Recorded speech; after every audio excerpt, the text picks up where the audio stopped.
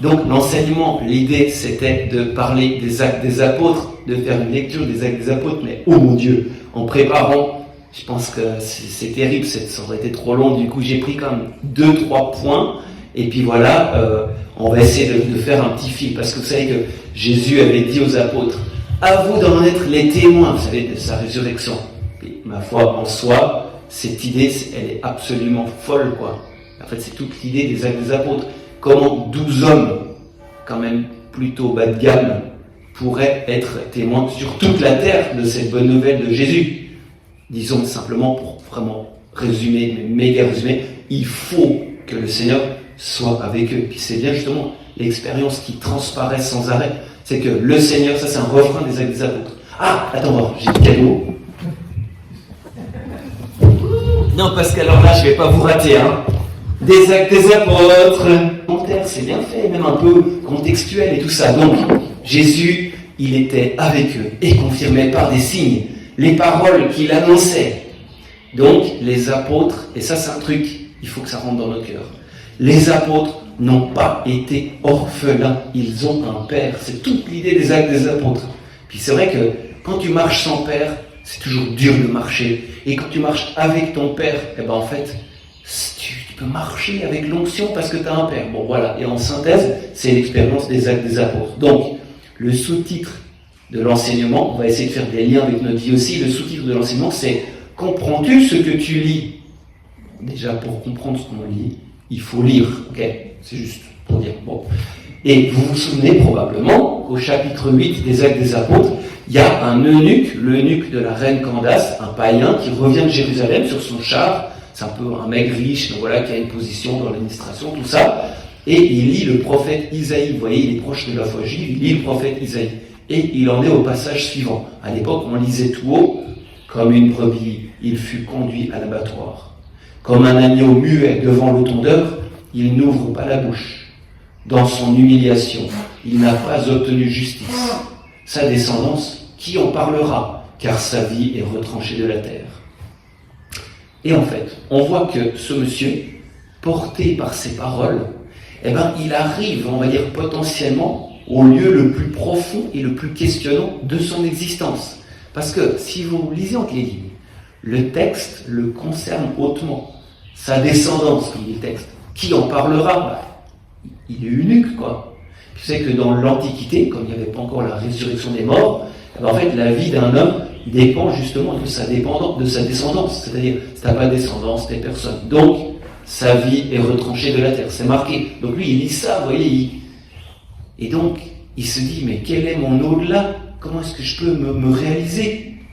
Et peut-être, alors là, je ne sais pas, je dis un truc, peut-être qu'en même temps, il observe sa civilisation, il observe l'humanité qu'il visite, puisqu'il vient d'Éthiopie jusqu'à Jérusalem, et puis il comprend peut-être vaguement que ce texte, donc comme une brebis, il fut conduit à l'abattoir, ce texte, eh bien, concerne toute l'humanité, que l'humanité, au fond, ne porte aucun fruit, quelle est l'espérance qui existe après l'abattoir, qu'est la mort, ça parle de l'abattoir, on marche tous vers la mort, peut-être qu'il se dit ça, ben voilà, quelle est l'espérance de cette vie ? Et puis, un truc encore en plus, donc non, le troisième truc, mais ça, l'eunuque l'ignore encore, et bien ce texte, évidemment, fait référence à Jésus. Vous savez, la situation de Jésus, qui semble absolument sans espoir, il est mené à l'abattoir, avec sa croix sur son dos, et bien, justement, c'est de cette situation désespérée que sort l'unique espérance, à savoir la résurrection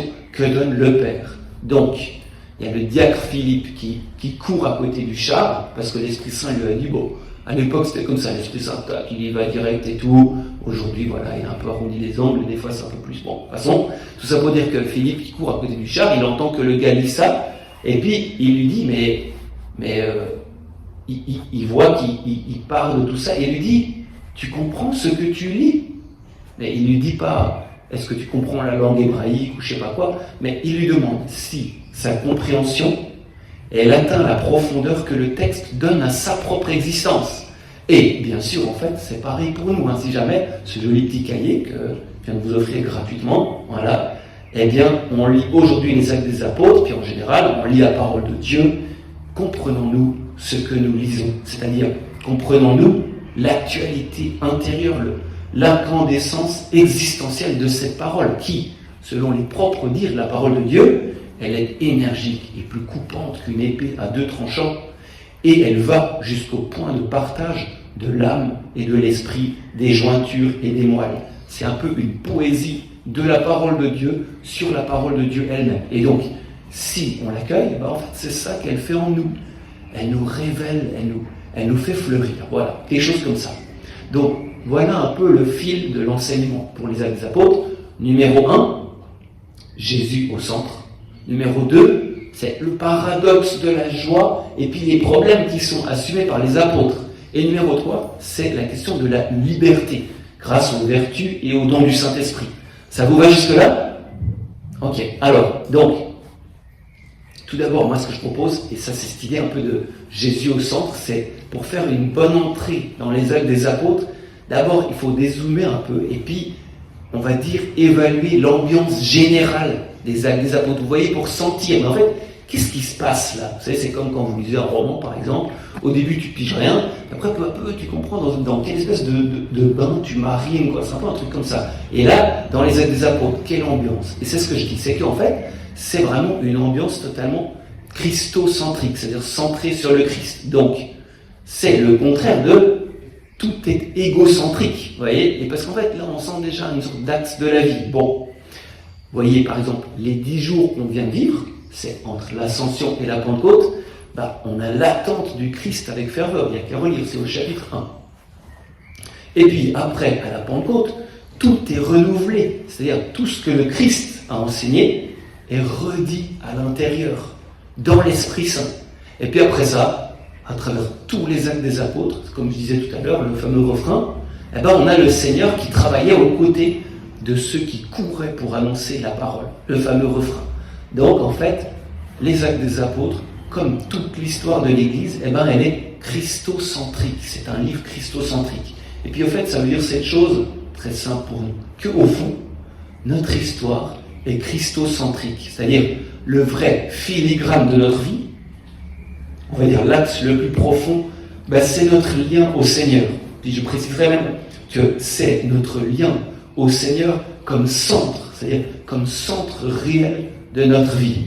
Et puis, pour mettre ça un peu en image, je dirais que avant la Pentecôte, pour les apôtres, et bien sûr pour nous aussi, on a tous une Pentecôte personnelle ou des Pentecôtes personnelles. Bon, avant la Pentecôte, entre guillemets, Jésus, il se bat pour devenir le centre. On voit avec les apôtres que Pierre, il se mettait au centre, tout ça, il était avec sa force et tout, oulala, c'est pas facile.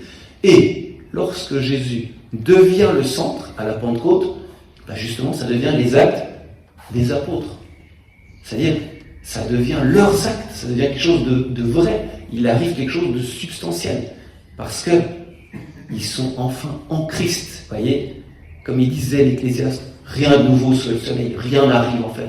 Tout est rien. Lui, il disait ça. Mais qu'est-ce qui peut bien être quelque chose? Justement, là, à partir de la Pentecôte, mais je schématise un peu, bien sûr, c'est lorsque tu es en Christ que, en fait, tu peux être réellement. Et ça, ma foi, dans nos vies, ça peut prendre à tout moment, ça peut devenir réel quand on ouvre son cœur, pour de vrai, avec toutes les conséquences possibles, à Jésus. Et je dirais que pour que Jésus devienne le centre, c'est une vraie bagarre, c'est une terrible bagarre, et puis surtout une bagarre assez profonde, parce que nous, dans notre vie, bien sûr, on n'atteint pas directement le centre. On voit plein de conséquences, on voit plein d'effets, on se dit, mais qu'est-ce que je suis en train de vivre, etc. Mais en fait, le Seigneur, il travaille au centre. Vous savez, comme pour le patriarche Jacob, vous connaissez cette histoire du combat de Jacob? Vous savez que Dieu, il a poursuivi Jacob à peu près pendant 7 chapitres de la Bible, vous pouvez lire, c'est Genèse 25, 32. Et puis après ça, enfin, il a chopé dans un coin tout seul, enfin, il a arrêté de faire tous ces trucs pour s'arranger, pour faire son petit business, puis il s'est battu avec lui, jusqu'à ce qu'il arrive à le toucher au creux de la hanche, l'endroit sensible, au centre. Puis c'est à ce moment-là qu'en fait, il a pu recevoir son identité de Dieu, devenir Israël. Et pour nous, c'est pareil d'une certaine façon. Dès que je suis atteint au centre, dès que je surrender, vous connaissez ce mot? C'est les Américains qui disent ça. Enfin, c'est un magnifique mot, on va dire. C'est un verbe anglais qui veut. C'est assez difficile à rendre comme verbe. Ça veut dire un truc se rendre ou bien se livrer sans réserve, capituler intérieurement, s'abandonner à Dieu ou bien se laisser aller à la grâce, etc. Ben, c'est ça. Si vous voulez apprendre un seul mot ce soir, ben, vous pouvez retourner ce mot to surrender to Jesus. Ok. Et du coup, ben voilà, dans cette bataille, les faux centres, ou bien ce qui prend la place du vrai centre, des fois ça nous paraît indécrottable, il faut y travailler des années. Puis en fait, lorsque Dieu a fait son œuvre, on sent un relâchement, une impression de liberté extraordinaire. Et puis c'est vrai que des fois, je ne sais pas si ça vous dit ça, bon, pour ceux qui ont les cheveux un peu plus blancs que les autres, parce que quand même, bon, les autres, vous pouvez boucher vos oreilles, c'est pas encore nécessaire, voilà. Moi j'ai fait mes premiers cheveux blancs, donc voilà, aussi pour moi. Des fois on se dit, mais pourquoi Dieu, pourquoi Dieu fait si longtemps pour que la Pentecôte, pour que les actes des apôtres arrivent dans ma vie? Parce que des fois, tu commences fort, puis après tu dis, oh là là, ben en fait, Jésus lui-même a dit que si le démon qui est sorti, bon là il le met comme ça, c'était dans un évangile, si le démon qui est sorti retrouve la maison vide et bien nettoyée, ben, il revient avec cet autre démon encore plus mauvais. Par analogie, ben, c'est pour ça que Jésus, il travaille en nous de façon profonde, pas seulement pour enlever les mauvais centres, mais il travaille surtout pour qu'il soit remplacé de façon absolue par l'amour de Jésus. Comme ça, il n'y a plus de place pour autre chose. Voilà. Tout ça, c'est schématisé. Et j'aimerais faire un léger commentaire au sujet de ce mot absolu. Parce que je dis comme ça, ouais, ces faux centres, il faut qu'ils soient remplacés de façon absolue par le vrai centre qui est Jésus. Ok, je sais pas, des fois ça crispe un peu, tout ça, machin. Et je dirais ceci. D'un côté, c'est un mot qui est difficile à entendre pour, par exemple, des personnes qui ont beaucoup de scrupules, parce que justement, on pourrait identifier le mot, disons, complet avec absolu. C'est-à-dire que le mot complet, ça se réfère à tout l'espace. C'est-à-dire que tout est parfait en toi, comme la Vierge Marie, ce qui risque pas de nous arriver ici-bas, si jamais.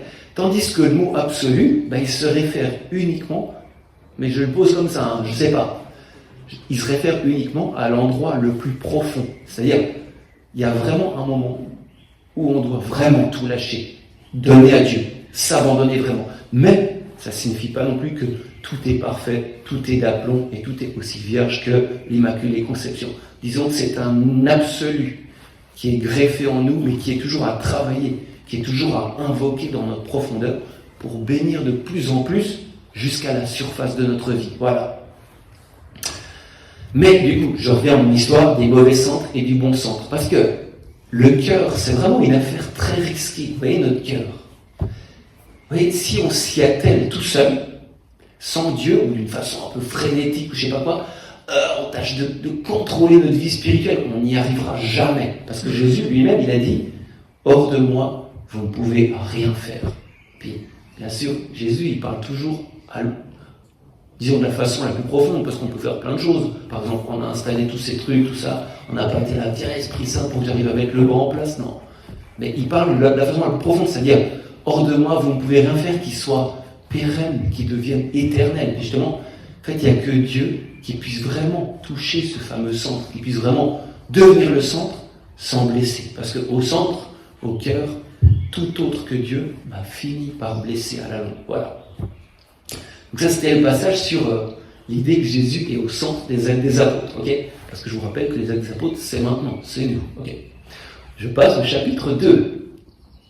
Le paradoxe de la joie et des problèmes assurés par les apôtres. Donc c'est ça que je dis, c'est que tu as une joie incroyable, puis en même temps, il gère quand même des trucs pas faciles du tout. Déjà, commençons par cette joie. Ce qui est vraiment impressionnant, si vous relisez les actes des apôtres, c'est qu'on a vraiment cette impression d'allégresse permanente. C'est justement le fruit de ces, 12 hommes plus une femme, 12 apôtres plus la Vierge Marie, qui ont réussi à tout rendre disponible en eux à Jésus. Puis justement, c'est pour ça que Jésus, entre guillemets, prend le risque de leur dispenser absolument l'Esprit Saint, de leur donner même des charismes extraordinaires. Vous imaginez ces charismes extraordinaires dans un cœur tortueux, dans un cœur qui, au fond, encore évangélise, mais pour lui-même, ça peut donner vraiment des catastrophes terribles. Et ça se voit parfois. Et c'est pour ça que l'allégresse des actes des apôtres, aussi, ça nous invite à la patience pour notre propre vie. Nous, on est fait pour cette allégresse, et Dieu, il travaille toujours, comme Jésus a dit. Voilà.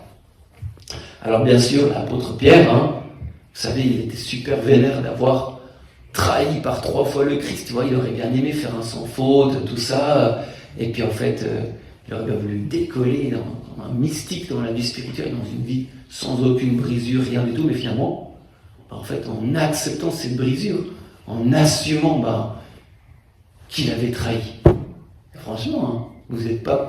Parce que Jésus lui avait dit avant, tu seras la pierre sur laquelle, machin.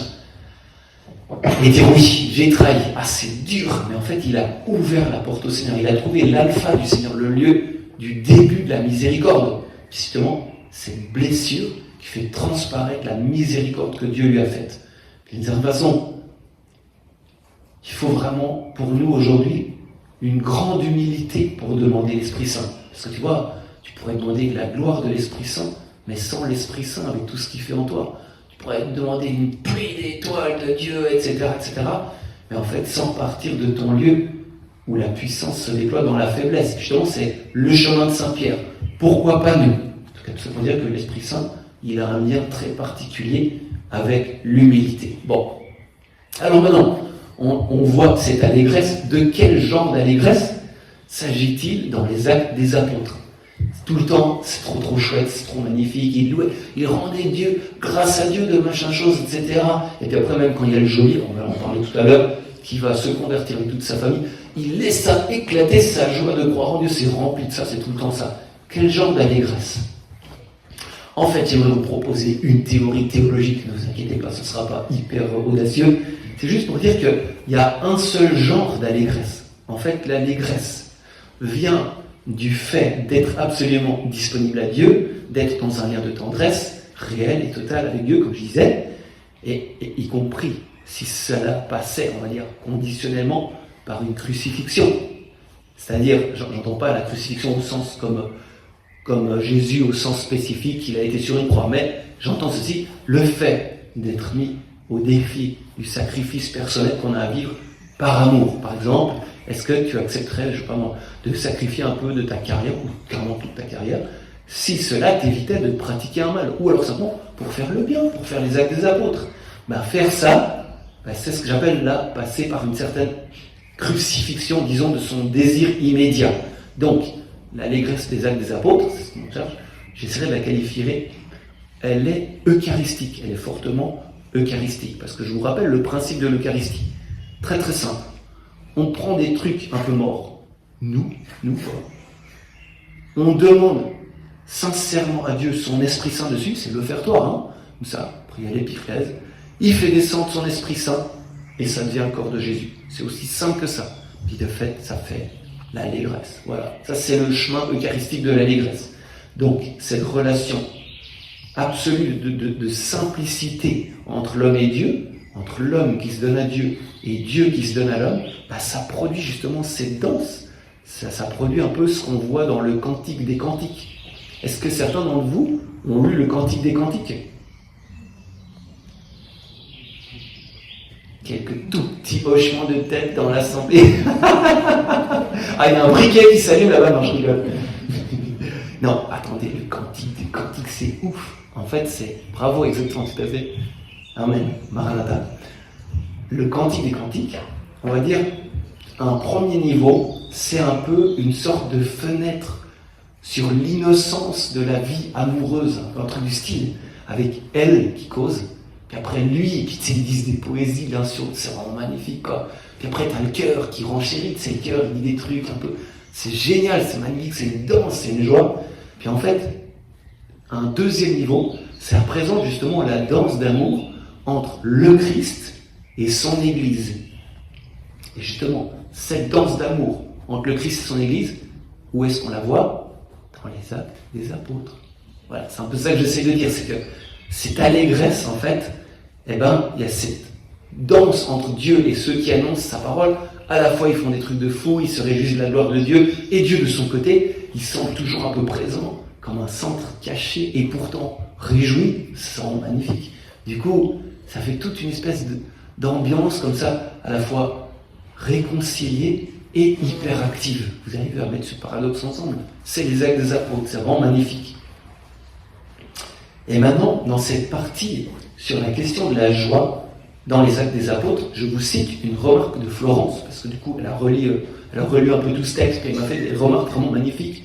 Et du coup, elle a dit, tiens, Johannes, dans cette partie sur la joie, tu as développé la joie intérieure de la relation des apôtres avec Dieu. Mais je trouve que dans les Actes, c'est magnifique ce qu'elle dit, cette joie est complétée aussi par la joie extérieure de la construction de l'Église, qui se manifeste entre autres par 3 trucs. Tout d'abord, ils mangeaient des barbecues avec allégresse et simplicité de cœur. C'est vrai, dans les... T'as quel texte sacré autre qui parle des barbecues entre les followers du Messie? Mais c'est pas normal ce truc. Ça veut dire que la divinité est descendue jusqu'à la vie toute simple, jusqu'en haut de sa voix, quoi. C'est incroyable, quoi. C'est fantastique. Première chose. Deuxième chose. Bon, là, c'est moi qui commente, hein, ça c'est pas comme ça qu'elle dit. Les prénoms dans les Actes des Apôtres. Au début, j'ai lu ça, j'ai dit, qu'est-ce qu'il veut dire? L'évangélisation de personne à personne, qui tranche avec les anonymes persécuteurs de l'Église, dont l'histoire a d'ailleurs oublié le nom. C'est vrai, quand vous lisez avec des apôtres, tu as plein de prénoms. D'ailleurs, si jamais le Seigneur vous donne d'avoir des enfants, il y a plein de prénoms vraiment très intéressants dans les Actes des Apôtres. Bon, non, on va pas commencer avec ça. Allez. Mais tout ça pour dire que aussi dans les lettres de Saint Paul, c'est bourré de prénoms. Si une fois vous les lisez toutes, et salut machin, salut Trophime, salut Eutychus, et dites, faites attention à machin, etc., etc., etc. C'est vraiment magnifique, quoi. Et puis de 3, bien sûr, l'Eucharistie célébrée, trésor de l'Église naissante. Ça, c'est aussi un refrain, ils disent, eh ben voilà, ils célébraient le repas du Seigneur tous ensemble dans les grâces. C'est magnifique. Donc, la joie aussi, elle sort de l'extérieur, parce que sinon, tu dis, mais j'ai la joie du Christ en moi, mais c'était une joie toute intérieure. Qui c'est pas facile, il faut entraîner le sourire à 7h25, vous savez. Bon, ça suffit. Mais, tout ça, ça peut nous sembler un peu idyllique. C'est-à-dire, en fait, il y a plein de problèmes dans les examens. Il y a vraiment plein de problèmes. Il y a plein de tensions, il y a plein d'accouchements douloureux de l'Église. Et je me souviens d'un de mes profs, dans mes cours de théologie à Fribourg, un prof qui était vraiment sceptique face à l'allégresse des Actes des Apôtres. Et lui, il disait, non mais ça c'est une réécriture idyllique et idéalisée de la vie des premières communautés. Mais, moi, franchement, je vous réponds ceci, soit on croit que Dieu peut vraiment donner l'allégresse eucharistique, ou on ne le croit pas. Mais pardon, mais si Dieu ne donne pas la joie, mais pardon. Ah non, c'est pas, voilà, tout ça pour dire. Alors, c'est vrai, nos vies, elles sont remplies de problèmes, et du coup, on est trop content de lire les Actes des Apôtres pour planer un tout petit peu, et après, voilà, il faut redescendre. Ce sera un peu comme la montgolfière, on plane, on monte assez haut, puis en fait, tout ça, c'est un peu rempli d'air chaud, puis après, il faut redescendre, puis après, voilà, c'est le plancher aux vaches. Non, au contraire. Lisons correctement les Actes des Apôtres. Il y a eu des graves problèmes, puis on nous montre quelque chose comme la façon de vivre un problème dans l'Esprit Saint. Parce que si jamais on aura tous des problèmes jusqu'à notre lit de mort, puis le dernier problème justement ce sera le lit de mort, donc prenons notre courage à deux mains et lisons correctement les Actes des Apôtres. Et j'en prends un comme exemple, il y a ce problème qui traverse tous les Actes des Apôtres. En fait, la foi en Jésus, elle devait sortir du cocon juif pour être annoncée aux païens. Et nous, de loin, peut-être ça nous paraît genre un peu anecdotique, puis un peu c'était des questions théologiques de l'époque, etc., etc. Mais quand même, si vous vous rappelez que, justement, c'est pour des motifs de loi, de rituel, que Jésus a été crucifié, vous voyez, il ne plaisantait pas avec ces trucs. Donc, même les acteurs de cette nouvelle église, ils auraient bien pu eux-mêmes, parce que nous, c'est par après, mais ils auraient bien pu eux-mêmes s'entre-déchirer sur ces questions. Puis justement, aujourd'hui, les chrétiens, même des fois, sur des thèmes un peu différents, on s'entre-déchire, on se crucifie les uns les autres. Bon, on fait de vrais problèmes, des polémiques, et dans les polémiques, on fait des anathèmes, parfois seulement implicites, et dans ces anathèmes, en fait, on crucifie la grâce, et on l'empêche. Donc, la parole de Dieu elle-même, elle peut nous aider à vivre bien des problèmes ecclésiaux. Alors justement, première constatation, Jésus, il a laissé ses disciples seuls pour faire ce travail d'extraction de la synagogue, sans renier cette racine. Vous voyez, il ne fallait pas couper la racine. Il ne faut jamais rejeter ton père. Mais quand même, par contre, il faut devenir toi-même, il faut devenir le fils. C'était pareil, là, c'était une question vraiment difficile. Et Jésus est parti. Alors au début, d'abord Dieu, il va intervenir fortement au niveau de Pierre lui-même, pour lui faire connaître sa volonté. Le pape. Tue et mange. Ça vous rappelle quelque chose, ce truc? C'est un épisode genre, ça peut être chapitre 9 des Actes ou 10, je me souviens très bien. Dieu lui propose d'immoler, dans une vision, des animaux dits impurs par la foi juive, et puis de les manger. Alors d'abord, Pierre, Seigneur, pas moi, jamais un aliment impur n'a passé le seuil de mes lèvres. Et puis ensuite, peu à peu, il comprend l'enseignement fondamental, c'est-à-dire que lui, Dieu lui a mis un peu plus d'évangile en lui. Alors à lui de jouer. Plus tard, lui, il est invité chez des païens qui ne sont pas encore baptisés.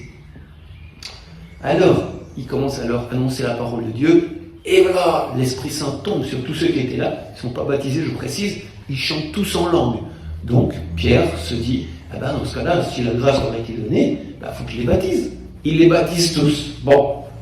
Alors là, l'Église s'agite contre le pape. Alors, le pape, Pierre, il arrive et il revient sur toute l'affaire. Ça s'est fait tout un chapitre, il réexplique tout, il explique la pédagogie du Seigneur, et à la fin, tout le monde se retrouve à glorifier Dieu qui a ouvert la porte, même aux païens, dit la parole de Dieu. Mais en fait, l'histoire n'est pas finie, parce que c'était tellement pas naturel pour ces pauvres juifs, convertis au Messie, ils étaient tellement habitués à leur schéma mental, que certains, quand même, ils étaient mal à l'aise. Et donc, comme Pierre, vous savez, c'est un peu un gars très rationnel, tout ça, il voulait blesser personne, il avait un peu aussi du respect humain, tout ça, et il a commencé à revenir un peu dans le trip juif, et à imposer aux païens tout le circuit de la circoncision et tout petit pointi. Et alors là, c'est Paul qui est venu à la rescousse du Seigneur, et là ça a été chaud. Paul s'oppose directement à Pierre, bien sûr, alors vous savez, par après on l'attribue à son caractère, machin, mais en même temps, il fallait que quelqu'un coupe le cordon ombilical définitivement. Et puis pour couper, ma foi, il faut couper quoi. Donc Pierre reconnaît son erreur. Et plus tard, donc vous voyez, là on entre tous ces zigzags que ça a fait, il y a un autre qui a Zus Belli, entre Paul et Barnabé, et puis des gens qui justement veulent revenir au judaïsme et faire revenir les autres, et Paul et Barnabé vont à Jérusalem, s'adressent aux apôtres qui finissent par vraiment confirmer que la loi de Moïse était provisoire, et que le Christ donne l'Esprit Saint qui est la loi nouvelle. Ouf, on a réussi l'accouchement. Bon, la question théologique pour nous, bien sûr, elle est lointaine.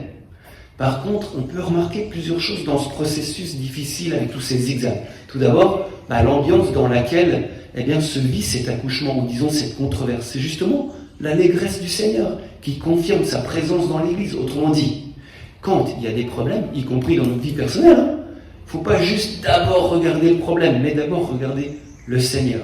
Puis après, justement, tu verras juste au sujet du problème. Parce que sinon, tu as déjà les cendres, tu es déjà chagrin dans ta vie. Non, partir de l'allégresse que Dieu donne tout au fond. Après, ça ne supprime pas le problème, mais ça l'éclaire peut-être plus justement. Bon. Ensuite, deuxième chose. Il faut bien voir que dans les acteurs principaux de l'Église, Pierre, Paul, Barnabé, Jacques, tout ça, chacune de ces personnes était tellement ouverte au Seigneur qu'elle était même ouverte au fait de, ma foi, quitter ses habitudes les plus profondes et puis vivre un déplacement existentiel. Puis vous voyez, tout dans les Actes des Apôtres témoigne que ces hommes-là, et puis du coup la Vierge Marie au plus haut point, ils étaient vraiment intrépides dans leur foi, qu'ils avaient la possibilité intérieure d'être bougés vraiment totalement par le Seigneur. Puis du coup, cette crise très grave de d'éclore du cocon juif, ça a apporté des fruits extraordinaires, notamment l'évangélisation de l'Europe. Parce que du coup, Paul il est parti partout, à un moment le Seigneur lui a dit « passe la mer, rejoins-nous ». Ok, et c'est l'évangélisation de l'Europe qui a commencé. Le fait que nous soyons chrétiens, c'est parce qu'il y a des gens qui ont géré une crise très difficile. Et peut-être le fait que nous, aujourd'hui, on gère des crises personnelles ou ecclésiales très difficiles, ça fait éclore des chrétiens. Allez, dans 5000 ans, non, là, j'en sais rien. Mais vous voyez, c'est possible, j'en sais rien. Donc, voilà, c'est le principe de la Pentecôte. Dieu a pu descendre vers eux pour les enseigner vraiment. Pas juste pour rejoindre en fait en eux ce qui était déjà clairement comme l'Esprit Saint pensait, etc., mais pour leur dire des fois toute autre chose. C'est le principe de la Pentecôte. Vous savez qu'à la tour de Babel, donc un épisode c'est Genèse 11 il me semble, les hommes avaient voulu s'élever jusqu'au ciel. Puis en fait Jésus dit simplement ceci, qui s'abaisse sera élevé. Puis justement là, dans ces Actes des Apôtres, c'est exactement ce qui s'est passé. Ces gens, ils avaient été travaillés par Dieu dans l'humilité jusque-là, c'est-à-dire ils avaient pu faire en sorte qu'ils soient au début de leur vie, à leur bassesse, quoi, eh ben Dieu a pu leur faire atteindre le sommet de la spiritualité, savoir simplement recevoir l'Esprit Saint à la Pentecôte, et du coup, répandre l'Esprit Saint dans tous les actes des apôtres. Mais, au contraire, qui s'élève sera d'abord abaissé. Puis, je vous dis en parenthèse que pour moi, c'est une parole de joie, c'est pas une parole morbide. Qui s'élève sera abaissé, parce que je sens que même si je m'élève de façon orgueilleuse, donc moi, vous savez comment on écrit moi? M-O-U-A-H. Non, je rigole.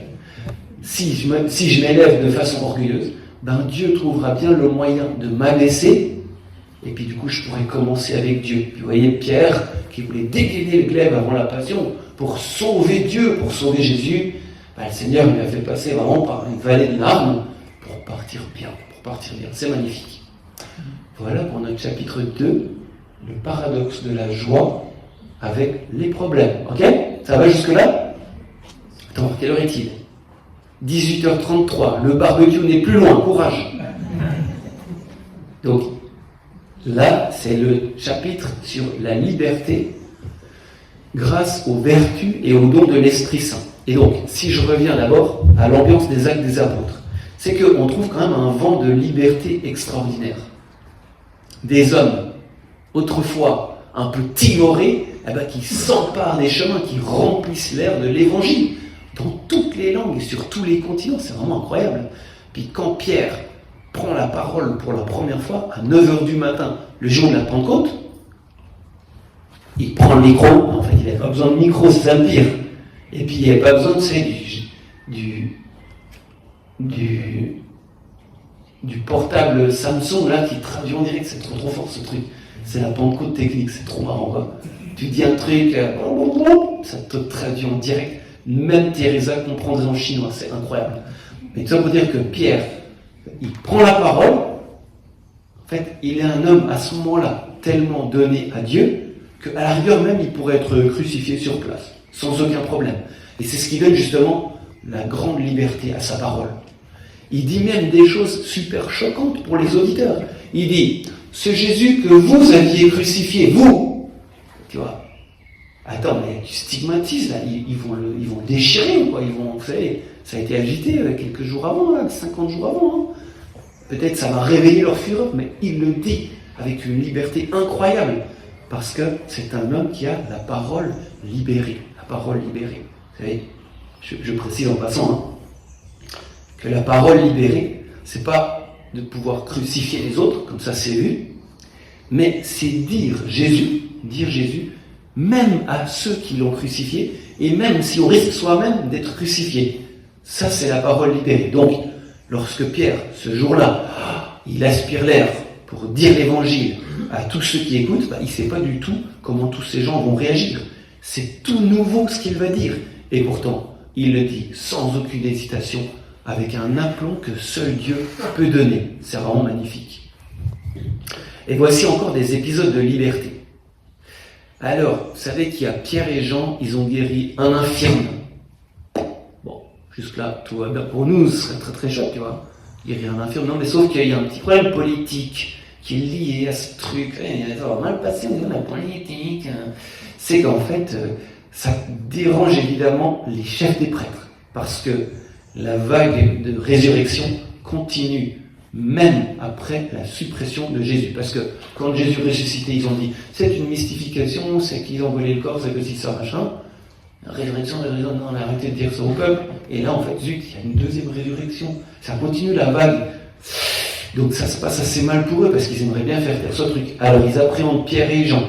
Et ils les incitent poliment, vraiment comme des Suisses, à cesser de prêcher le nom de Jésus.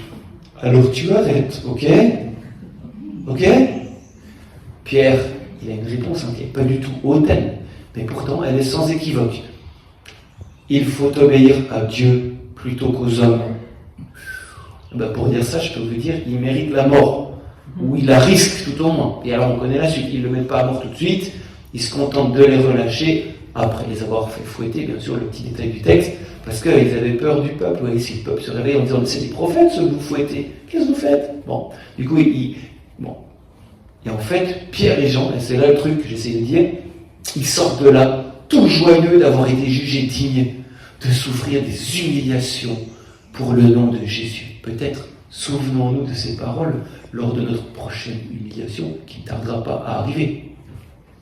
On voit dans cet épisode dans quel genre de liberté ils sont baptisés, comment ils en sont imprégnés, parce que la liberté que le monde cherche partout, à gauche, à droite, en haut, en bas, etc., dans tous les plaisirs, toutes les folies, bon voilà, elle se trouve simplement dans ceci, l'amour pour Jésus, simplement, voilà.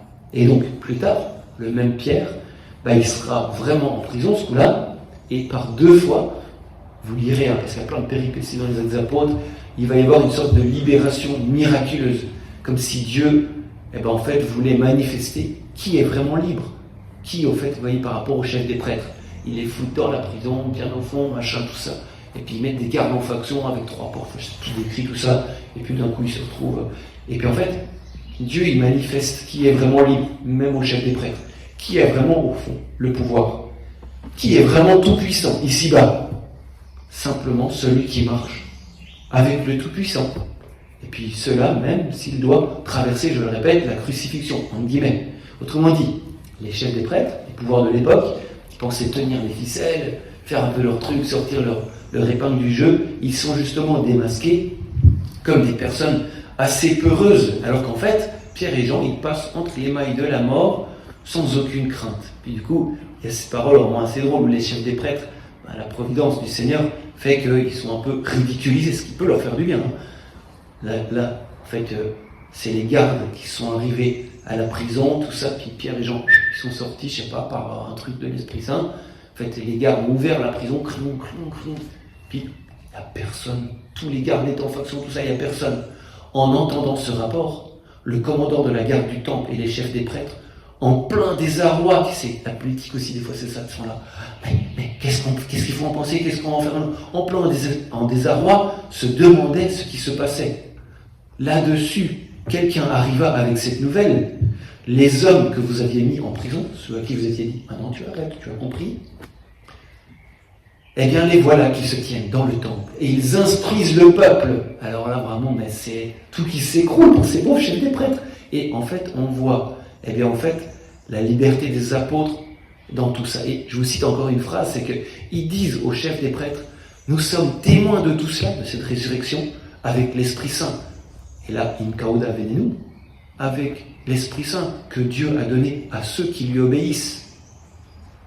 Ouais, ils disent ça aux chefs des prêtres pour leur dire, écoutez-vous, voilà, comme si l'Esprit Saint, il respirait d'avance ceux qui avaient une certaine flexibilité intérieure, la capacité spirituelle d'obéissance pour se donner, parce que l'Esprit Saint, il peut commencer une relation avec ceux qui lui obéissent. Donc 1-0 pour les apôtres contre les chefs des prêtres. Alors bien sûr, il y a des dents qui grincent de plus en plus. Ensuite, encore un épisode de liberté. Où vous en avez assez de la liberté, ou bien? Non? Bon, alors attends, je dis encore un truc. Je crois que c'est le dernier, là. Puis après, il y aura des vertus. Bon, alors, la foule se déchaîna contre Paul et Silas. Donc, si jamais vous allez évangéliser, c'est probable qu'à un moment, il se passera un truc du style. Les magistrats ordonnèrent de leur arracher les vêtements pour leur donner la bastonnade cette fois-ci. Après les avoir roués de coups, on les jeta en prison, en donnant au geôlier la consigne de les surveiller de près. Pour appliquer cette consigne, parce que lui, il casse un peu un gars un peu scrupuleux, tout ça, eh bien, il les mit tout au fond de la prison, avec les pieds coincés dans des blocs de bois. Vers le milieu de la nuit, Paul et Silas priaient et chantaient les louanges de Dieu, et les autres détenus les écoutaient. Tout à coup, il y eut un violent tremblement de terre qui secoua les fondations de la prison. À l'instant même, toutes les portes s'ouvrirent et les liens de tous les détenus se détachèrent. Nous, bien sûr, malheureusement, on lit ça un peu comme un livre, c'est un peu imaginaire pour nous. Mais en réalité, si tu contemples la scène à la jésuite, tu peux être époustouflé. C'est-à-dire que c'est des gens quand même qui ont été roués de coups. Puis, à la rigueur, ça leur paraîtrait la chose la plus normale du monde, qui sont tout au fond d'une prison. Puis je dirais même, ils sont tout au fond du monde, sans aucun espoir. Il n'y aura pas de l'ambassade de machin chose qui va faire une démarche, un processus pour les sauver. Et d'ailleurs, j'ai un passeport diplomatique de Monaco qui peut... Pas du tout. Ils ne peuvent pas être tirés de ce mauvais pas.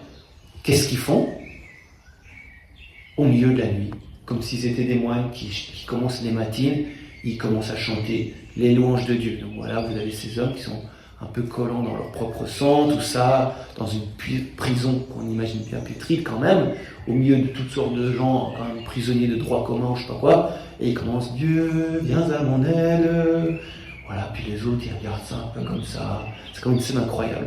Ça veut dire que Dieu, il témoigne que quand tu le bénis en tout temps, y compris dans les chaînes, eh ben, ça porte du fruit. Là, on a vu par exemple pour les prisonniers autour, les liens de tous les détenus se détachèrent. Ça, c'est un symbole pour dire que nous aussi, si on est libre, bah, ça détachera des gens autour de nous, quelque chose comme ça. Puis voilà, bah, là, bien sûr, après, il y a quand même le tremblement de terre. Là, c'est quand même encore autre chose, c'est un tout petit peu abusé, quoi. Tout, ça délivre tout le monde, ça blesse personne, mais ça délivre tout le monde. Même George Lucas n'aurait pas risqué sa notoriété à proposer un scénario pareil. Mais voilà, mais par contre, ce qui est plus profond, parce que dans la parole de Dieu, il faut toujours lire entre les lignes. Le tremblement de terre le plus profond, c'est ce qui se passe à l'intérieur du cœur du geôlier, qui finit par se convertir avec toute sa famille, et qui, comme je disais avant, laisse déborder sa joie de croire en Dieu. Ça, c'est les actes des apôtres. Voilà. Donc voilà pour la liberté. Et donc, j'aimerais terminer justement par une notice sur les vertus, ou sur, on va dire, les vertus dans les actes des apôtres. Pour en parler de façon plus claire, il faudrait, disons, les rendre vivantes par les dons. Parce que vous savez que nos vertus, elles sont rehaussées par les dons du Saint-Esprit. Si jamais, au niveau théologique, si un jour ça vous prend d'étudier la théologie, saint Thomas d'Aquin s'y a un petit peu cassé la tête pour réussir à dire, alors on a les vertus, c'est bon, on les a les 7, et puis après on a ces dons qui sont saupoudrés par Dieu. Alors lui, je ne sais plus exactement son expression, mais c'est juste pour dire que, en fait, c'est un petit push direct de Dieu sur ce qui est, au fait, ce qui appartient à l'homme de travailler, c'est-à-dire la vertu qui est, en fait, qui est aussi notre propre apanage. Bon, tout ça pour dire que inutile de nous étendre sur les vertus théologales et cardinales que vous connaissez par cœur. Elles jalonnent le chemin des apôtres, des diacres, de tous les disciples, etc. La foi, la charité, l'espérance. 3 vertus théologales, ok. Ensuite, il y a les vertus cardinales, vous les savez. Alors, c'est la force, la tempérance, la justice et, assez étonnamment pour les actes des apôtres, la prudence. Parce que la prudence, on va dire, ce serait plutôt de faire ce qui est adapté à chaque moment, y compris si c'était une folie du Saint-Esprit. Bon. Mais on va se pencher du coup plutôt 2 secondes sur l'exhausteur de goût, c'est-à-dire les dons du Saint-Esprit. Et ces dons qu'on a reçus à la confirmation. Qui n'a pas encore reçu le sacrement de la confirmation? Levez la main, très haut. Ah génial, on va prier pour vous au cas où vous voulez faire ce pas. Excellent. Donc, les 7 dons du Saint-Esprit, attention, c'est ça qu'on reçoit à la confirmation. Premier don, le don de crainte. Et le don de crainte, c'est pas du tout la peur, rien à voir. Ça pénètre tous les actes des apôtres. Les apôtres, ils sont remplis du don de crainte parce qu'ils ont vu quelque chose comme leur petitesse face à la grandeur de l'action de Dieu, la résurrection de Jésus, malgré que eux, ils ont trahi. Et donc, ils sont aussi saisis, on va dire, de crainte devant la puissance de Dieu, devant les merveilles qu'il fait pendant ces actes des apôtres. Et donc, le don de crainte, très simplement, c'est simplement de voir combien Dieu est grand, est infini. Et en fait, ça travaille ton orgueil, c'est un truc comme ça. C'est que quand tu reçois le don de crainte, des fois, ce qui te semblait grand, en fait, devient peu de choses, puis ce qui te semble rien, quantité négligeable, peut-être tu piges que c'est ça, au fond, qui est grand dans ta vie. C'est une question de grandeur. Bon. Deuxième don, le don de piété filiale. Alors ça, c'est également un fil rouge qui débute vraiment au début de la Pentecôte. Parce que tout le monde a l'impression que les apôtres sont enivrés, mais en fait, c'est la sobre ivresse de l'Esprit Saint qui les a saisis. C'est l'amour du Père qui leur est donné d'en haut. Ils sont rendus fils. Et vous voyez, on a aussi parlé là tout à l'heure du Cantique des Cantiques, qui donne un aperçu de la piété dans les actes des apôtres. Alors promettez-moi vraiment d'ouvrir aussi un peu les Cantiques des Cantiques et puis d'y voir un peu le dialogue de l'Église avec son époux Jésus. Bon. Et donc, ce don de piété donne à tous d'être prêts à faire de grandes choses pour Dieu. Et en gros, c'est un travail contre, on va dire, l'égoïsme et la pusillanimité. Pusillanimité, ça veut dire quand tu es une petite âme. Mais non, on est fait pour la magnanimité, pour faire des trucs incroyables pour Dieu. Bon, deuxième don. Troisième don, c'est le don de science. Et l'idée du don de science, c'est, on va dire, d'avoir la vérité sur les choses de ce monde. Ça veut dire savoir que ces belles choses qui sont du monde, eh ben, elles sont une trace de Dieu. Et qu'elles sont une bonté de la part de Dieu. Mais en même temps, qu'au fond, elles sont vanité. C'est-à-dire, ces deux choses. Notamment, par exemple, dans les Actes des Apôtres, il y a plusieurs histoires d'argent et de pouvoir dans ces Actes des Apôtres. Par exemple, il y a un moment où Simon le magicien, il demande le don de l'ordination sacerdotale afin d'avoir les mêmes pouvoirs que les apôtres. Puis justement, la réponse de Pierre, eh bien, le met en face de son manque de science, au sens de Dieu. C'est-à-dire qu'il désire le pouvoir pour lui-même, parce que du pouvoir, de l'argent, il y en a partout, il en faut. Mais sauf que ça dépend comment tu le vis. Et le don de science te donne la vraie vision de comment vivre ça. Ça, je crois que c'est au chapitre 8 ou 9 des Actes des Apôtres, cette histoire avec Simon le magicien qui est très intéressante. Ensuite, quatrième don, le don de force. Et le don de force, bien sûr, il est présent dans tous les Actes des Apôtres. On vient de voir Paul et Silas qui chantaient les laudes avec les mains dans la gorge, etc. Bon, mais je trouve que moi, le moment le plus extraordinaire, c'est quand Paul, vous savez qu'il a un souci dans sa vie, il a une écharpe dans sa chair, on ne sait pas très bien ce que c'était, et il demande, quoi, par 3 fois au Seigneur? Non mais, nous, pour nos écharpes, on a demandé 10 000 fois au Seigneur. Mais lui, 3 fois, il dit que j'ai demandé au Seigneur, et Dieu lui a répondu, ma force, ton force, se déploie dans ta faiblesse. Puis vous voyez, c'est là que se dessine la ligne de partage entre la force des hommes et la force qui vient proprement de Dieu. Voilà, ça c'est le don de force. Ensuite, 5e don, le don de conseil. Et je dirais que le don de conseil, c'est un don qui est, on va dire, une aide directe de Dieu pour le travail de notre conscience. C'est-à-dire, nous, tous les jours, pour faire des choix, ou bien quand on fait des grands choix dans notre vie, eh bien, on exerce, notre conscience morale. On se dit, mais au fond, est-ce que c'est ce que je dois faire? On écoute une voix qui nous dit la vérité au fond de nous. Eh bien, justement, le don de conseil, il peut aider le fonctionnement de notre conscience. Notre conscience morale fonctionne d'elle-même, mais de temps en temps, Dieu donne un petit coup. Par exemple, via une parole de Dieu qui nous touche, et on voit plus clairement. Ou alors, par exemple, on a parlé du songe de Pierre qui lui a ordonné d'immoler les animaux impurs. C'est typiquement don de conseil qui vient à l'aide de la faiblesse de ce que Pierre pouvait uniquement de lui-même voir. Des fois, pouf, un petit truc qui nous... Ça, c'est le don de conseil. 6e don, le don d'intelligence. Et celui-là, il est fortement perceptible dans les écrits de saint Paul. D'ailleurs, il suffit de voir combien on ne les comprend pas pour voir combien il y avait le don d'intelligence. Mais en tout cas, le don d'intelligence, c'est quelque chose comme le sens du divin.